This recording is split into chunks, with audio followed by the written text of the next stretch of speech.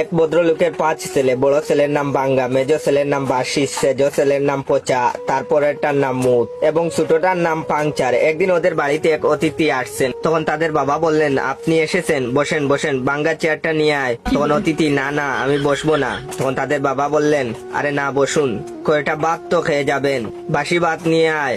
তখন অতিথি বললেন, না না জাস্ট খেয়ে এসেছি, খাবো না। তখন তাদের বাবা বললেন, কিছুই খাবেন না? তা হয় না, পচা দই নিয়ে আয়। তখন অতিথি বললেন, না না, দই খেলে আমার ঠান্ডা লেগে যায়, প্লিজ আমি খাবো না। তখন তাদের বাবা বললেন, তা কি হয়, কিছু না হোক অন্তত এক গ্লাস জল তো খান। এটা বলে জুড়ে ডাক দিয়ে বললেন, ওরে মুতে জল দে তো। তখন অতিথি বললেন, আপনি থামুন মশাই। তখন তাদের বাবা বলল, ইস আপনি কিছুই খেলেন না, ভালো লাগছে না আমার। তখন অতিথি বললেন, আমি চললাম, পরে আসবো। তাদের বাবা বললেন, আপনি হেঁটে এসেছেন, আপনাকে কিন্তু আমি হেঁটে যেতে দেব না। এটা বলে বললেন, পাংচার সাইকেলটা নিয়ে আয় তো বাবা। এটা শুনে অতিথি তো বেহুশ।